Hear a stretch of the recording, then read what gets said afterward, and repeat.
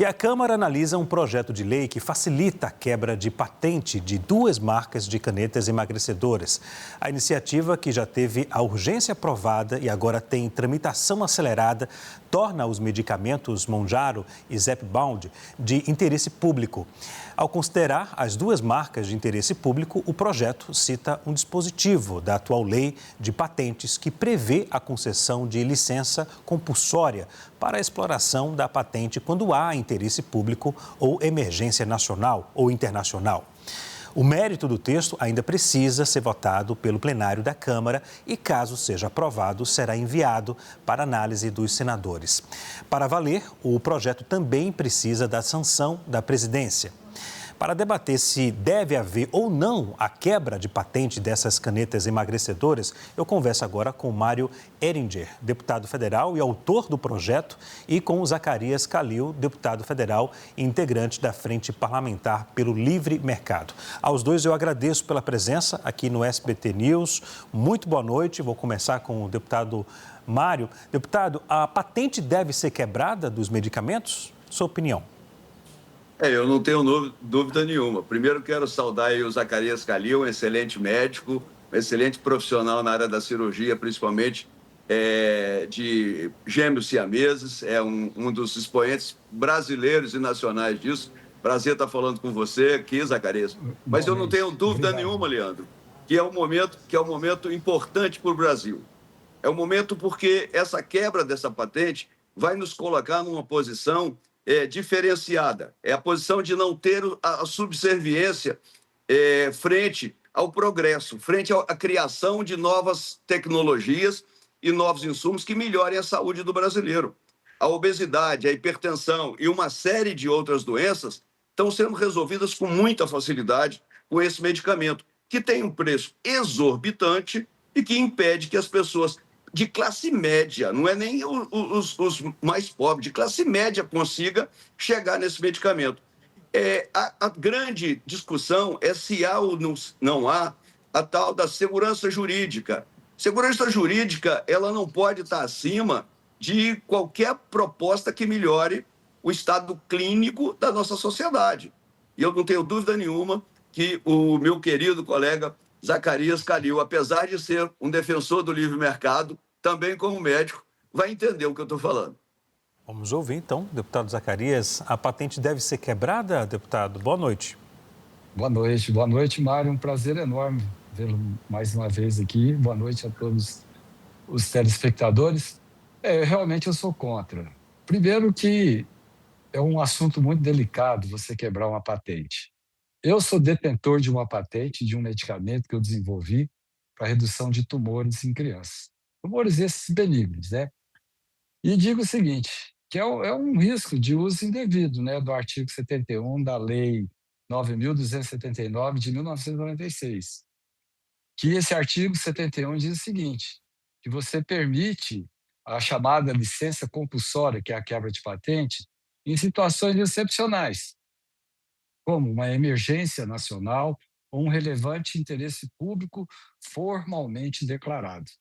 Então, foi pensado assim, nesses cenários extremos, não para ser utilizado como uma ferramenta comum de controle de preço, né? Eu vejo isso, que o Brasil, existe outras situações que você não precisa necessariamente quebrar uma patente para ampliar o acesso a medicamentos como esse aí que foi citados. Caminhos, né, que a gente sabe, como negociação de preços, licenciamento voluntário, que é diferente do licenciamento compulsório, subsídios também e parcerias tecnológicas pode equilibrar, sim, certamente, o direito à saúde como uma proteção da propriedade intelectual. Veja bem, as empresas investem bilhões, né, de dólares em medicamentos, em pesquisa, em inovação, em tecnologia, e, de repente, você quebra essa patente. Isso aí cria, igual o Mário falou, mas existe uma insegurança jurídica, não a curto prazo, isso é a longo prazo. Aí o Brasil entra numa rota de colisão com os órgãos internacionais. Eu estive já em 2022, 2021, na Organização Mundial de Patente Intelectual da ONU, em Genebra, na Suíça. Nós discutimos muito em relação a esses artifícios, né, de você quebrar uma patente em relação à posição política, não assim do ponto de vista que você vai resolver o problema da população. Para isso, né, eu tenho assim vários itens que eu posso citar aqui que a gente possa discutir. Mas vamos primeiro falar, o próprio governo federal é contra. O ministro Padilha deu uma declaração recente, né, Eu dizendo sei. que, né, ele falou o seguinte, que ele reconhece a importância desses medicamentos, mas ele não orienta os países a adotarem quebra de patente nesse caso. Por isso, a Me, gestão per- federal não apoia o licenciamento compulsório como estratégia imediata. E o vice-presidente também, Geraldo me Alckmin, que é permita, médico, né? me, permi- É, me, pois não, per- me, per- me permita fazer a interrupção, até porque pois não. nós estamos aqui tentando não brigar, mas discutir ponto de Não, não vou vista. brigar, não. Eu entendo perfeitamente, Calil, que você tem uma patente, você tem uma advocacia em causa própria. Você me desculpa a minha franqueza, Não, não é mas não. eu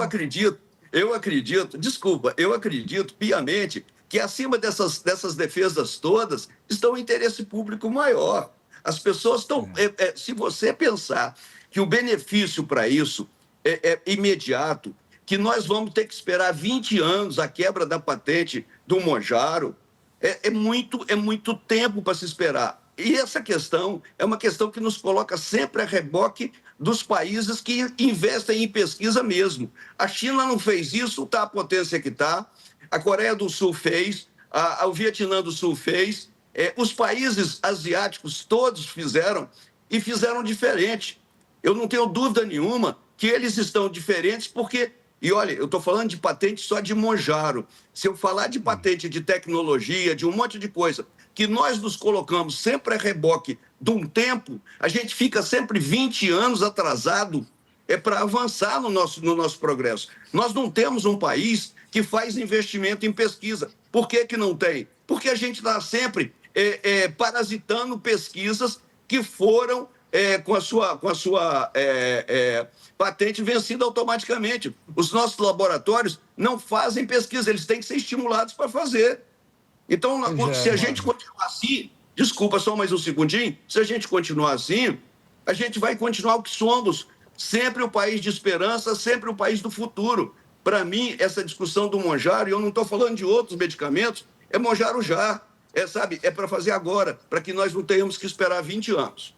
Deputado Não, Zacarias. veja bem, em certo ponto, a gente vê a real necessidade, né? Que a obesidade hoje é um problema mundial. Mas, assim, não estou legislando em causa própria, porque minha patente já caiu, né? Era para ter sido 2027, e o próprio Supremo derrubou, né? Ele antecipou. Sabe por quê? O INPI hoje no Brasil, ele leva de 10 a 15 anos para liberar um medicamento. Eu levei 15 anos para conseguir essa patente. Então, veja bem, você vai diminuir, você está sendo contraditório, porque a inovação no Brasil não vai ter. Agora, o que eu estou defendendo é que você pode negociar preços com a indústria farmacêutica, diretamente com o laboratório, o próprio governo federal, para obter preços reduzidos em compras de grande escala. Nós temos o Mercosul aí, essas compras internacionais coletivas, que elas podem fazer os países se unirem em blocos, né, como existe o Mercosul, para negociar preços mais baixos em conjuntos. Quer dizer, isso aí aumenta o poder de barganha frente às grandes farmacêuticas. O governo federal pode subsidiar o programa de acesso, né? Ele pode subsidiar parte do custo ou criar programas específicos para pacientes de baixa renda. Podemos fazer parcerias público-privadas, ou seja, produção local, mediante transferência de tecnologia, você conhece muito bem. Aí você paga royalties para a empresa que desenvolveu o medicamento. Eu estive lá na Dinamarca, eu vi como é que é a situação lá do Ozempic e outros medicamentos que pode ser, que eles produzem, né? Agora, o cara leva aí 10, 15 anos para desenvolver um produto, aí de repente aqui, não, vamos copiar e vamos fazer assim. Quer dizer, então é difícil, né? Quer dizer, o licenciamento voluntário, como eu disse anteriormente, ele é diferente do compulsório, porque a farmacêutica, ela autoriza voluntariamente a produção por terceiros em troca de royalties.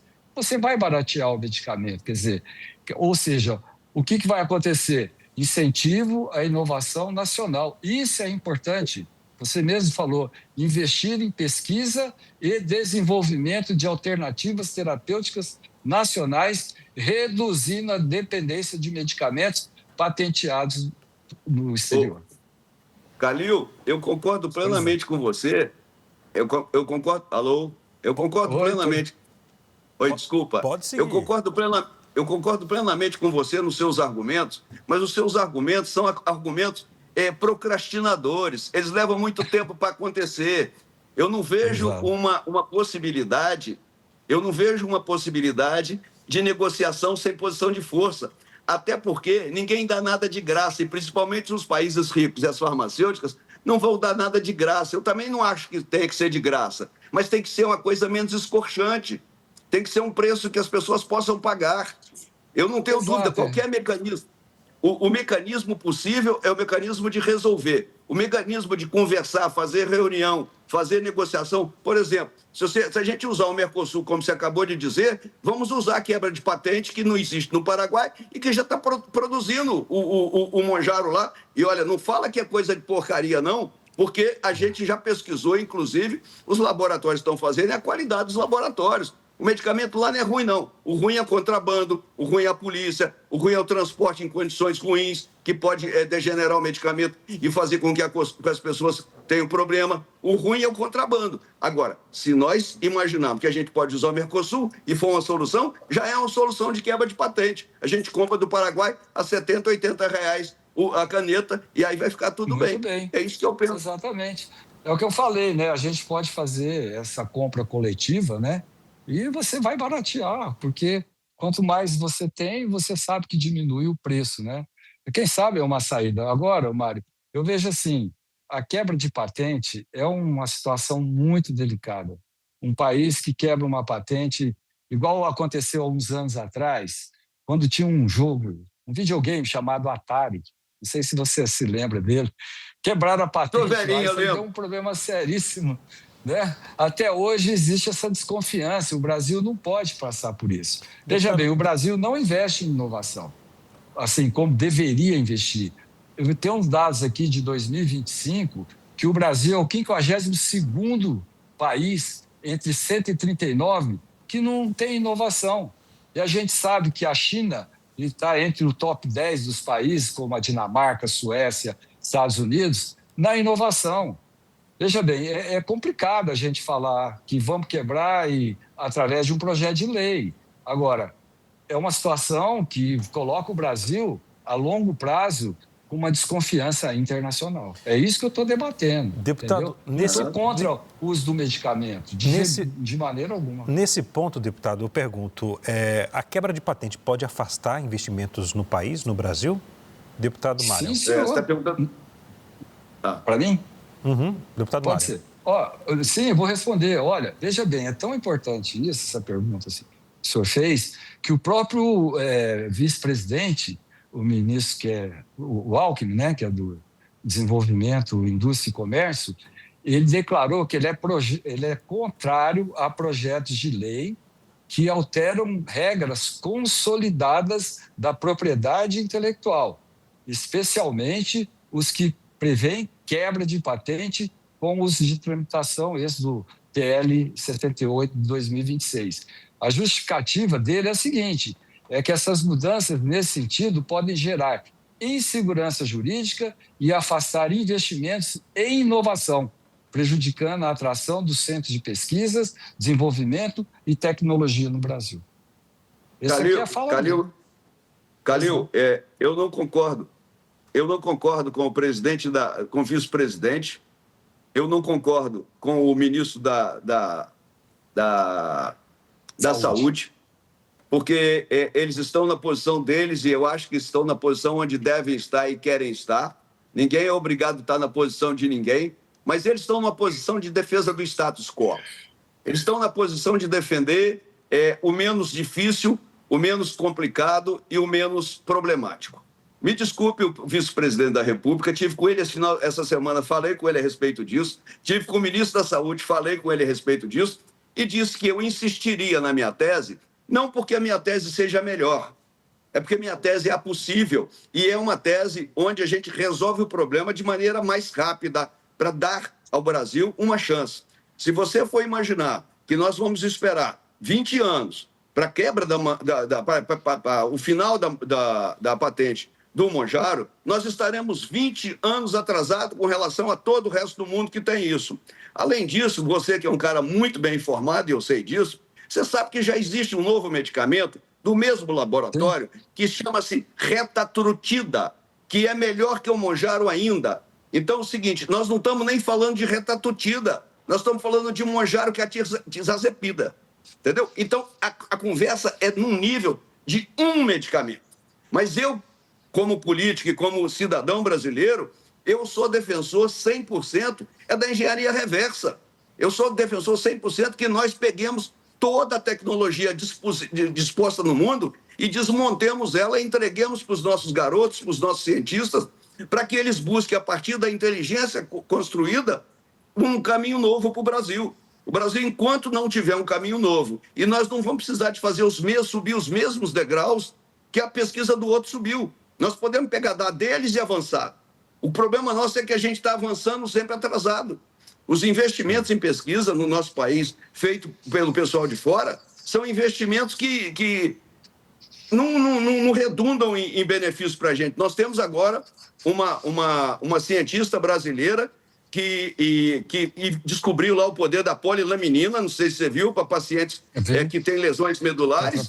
Isso é um negócio fantástico. Ela está há 20 anos fazendo essa pesquisa. Ela é uma das raridades que tem no nosso país. Você é uma outra raridade no seu campo da cirurgia de pacientes siameses. Eu sei disso e eu respeito muito por isso.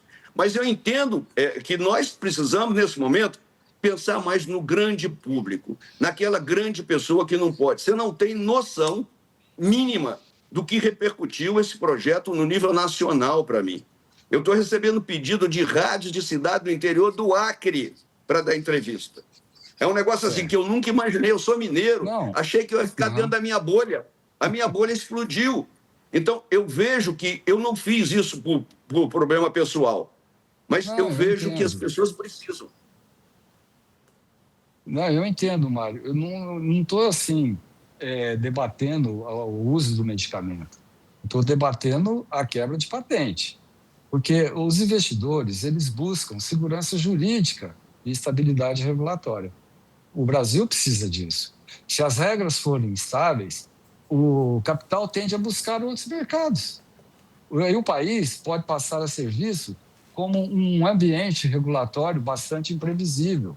Essas soluções, veja bem, elas equilibram o acesso universal e proteção à inovação, reduzindo tensões políticas e comerciais. Você citou o caso da doutora aí que desenvolveu o medicamento para quem tem a tetraplegia. Veja bem, imagine você se amanhã alguém vai lá e quebra a patente dela, um estudo de 20 anos. Eu vou te dizer com toda sinceridade, eu sou a favor. Então, tá certo, mas veja bem, e ela vai ficar, Deus dará. Agora, eu, com a minha patente, claro que não. Eu doei a minha patente para o serviço público. Durante todo esse período, que esse medicamento que nós desenvolvemos, eu doei, eu não recebo R$1 dela, porque eu sei da importância que ela significa na vida dessas crianças que têm esses tumores que têm características malignas, entendeu? Quer dizer, então, assim, quando eu apresentei esse trabalho nosso aqui em Goiás, lá na Organização Mundial de Patente Intelectual, eles vieram aqui no Brasil, ficaram comigo uma semana, fizeram um documentário, tem ele aqui, inclusive foi divulgado no Japão. Então, assim, é uma situação que é muito delicada. Nós estamos discutindo aqui a quebra da patente, entendeu? O que isso aí pode acarretar para o Brasil. Jamais eu seria contra um medicamento que a gente sabe dos benefícios que ele tem na vida das pessoas, né? A minha filha é endocrinologista, conversei muito com ela receita esse medicamento aí em Brasília, tudo. Então, a gente sabe que a população precisa. A obesidade é um problema mundial. Ela causa hipertensão, diabetes tipo 2, vários tipos de câncer, né? Principalmente o câncer de colo, e uma série de situações. O que nós estamos discutindo aqui é você quebrar uma patente de um medicamento que levou anos para pesquisa e, de repente, o Brasil Calil, coloca numa situação instável. se o governo brasileiro tiver uma solução que não seja quebra de patente, mas que pulverize e capilarize esse medicamento para todas as pessoas que mais precisam, não tenho dúvida nenhuma que também é solução. É solução. A gente pode, agora, Mário, o que eu proponho, o que eu posso propor para você, a gente tem uma amizade muito grande em relação a tudo, né? Não só da política, como médicos nós somos, vamos levar isso aí lá no Ministério da Saúde, vamos levar junto ao vice-presidente e jogar as cartas na mesa. A população precisa. Não estou negando isso, jamais negaria isso, né? Vamos lá, vamos achar uma solução, mas que não seja quebrar a patente, entendeu? Olha, como eu citei, eu não sou... aí, né? Eu não sou radical, não. Eu estou radical nesse momento. Porque é importante para a gente tem que se colocar numa posição de força. E, Calil, claro, o Brasil é um mercado consumidor fantástico. Ninguém vai retalhar a gente. Não tenha dúvida disso. Retalhar o Brasil não é retalhar um país de 3 milhões de habitantes, 4 milhões de habitantes. Nós temos 230 milhões de consumidores. É um país imenso. Aqui não dá para brincar. A gente está com muito medo de assombração e a gente não está saindo à noite, sabe? Temos que sair no escuro, temos que nos julgar, temos que fazer risco. Um país que vive sem risco, ele vive na inércia, ele vive no mesmo lugar. Eu acho que está na hora do Brasil mostrar realmente o seu valor, botar a cara para fora. Porque se nós começarmos a trabalhar com pesquisa a partir de agora, do conhecimento já estabelecido pelas grandes, nós podemos passar até na frente deles. Agora, a gente só tem direito de fazer isso daqui a 20 anos, é muito complicado. Agora, se tiver uma solução para a gente resolver a questão...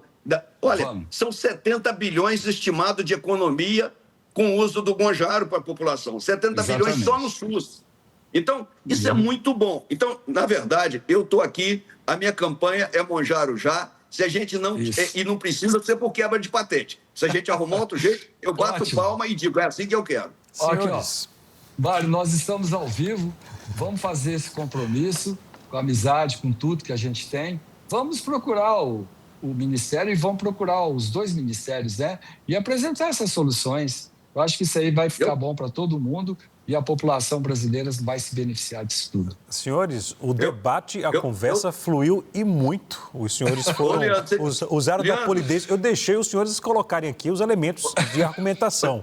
E cada um argumentou bem. Nós esquecemos de você, Leandro. Eu estava acompanhando aqui, deputado. Que coisa boa. Senhores, eu agradeço pela presença. Com muita polidez, os senhores aí debateram, colocaram elementos de argumentação à nossa audiência. Eu agradeço pela presença aqui no SBT News. Uma boa noite e até a próxima. Boa noite. Boa noite, Mário. Grande abraço. Boa noite a todos. Grande abraço em cada um. Mesmo.